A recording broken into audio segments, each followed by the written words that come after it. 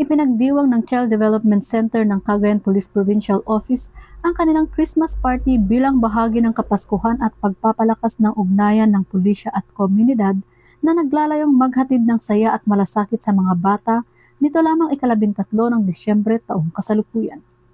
Pinangunahan ang aktibidad ng mga miyembro ng Officers Ladies Club Foundation Incorporation sa panguna ni Mrs. Regina M. Anguluan, advisor ng OLC Cagayan at ng Women's Support Network, katuwang ang mga personal ng Cagayan Police Provincial Office. Namahagi ang OLCFI ng Jollibee Meals at cash gifts sa mga CDC workers bilang pagkilala sa kanilang patuloy na serbisyo at malasakit sa mga bata.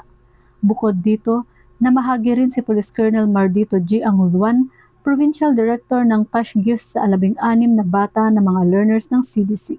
Sinundan ito ng iba't ibang parlor games na nagbigay sigla at kasiyahan sa mga bata at nagpakita rin ng dagdag na aliw ang mga magulang sa pamamagitan ng kanilang inihahandang sayaw. Ang naturang aktibidad ay naglalayong palakasin ang diwa ng pagkakaisa, malasakit at pakikipag-ugnayan sa komunidad, lalo na sa pagsusulong ng kapakanan at kaunlaran ng mga bata. Ang matagumpay na pagdaraos ng CDC Christmas Party ay patunay ng patuloy na suporta ng Cagayan PPO at ng kanilang mga katuwang na organisasyon sa mga programang pangkomunidad na nagtataguyod ng kabutihan at kasiyahan ng kabataan, lalo na sa panahon ng Kapaskuhan.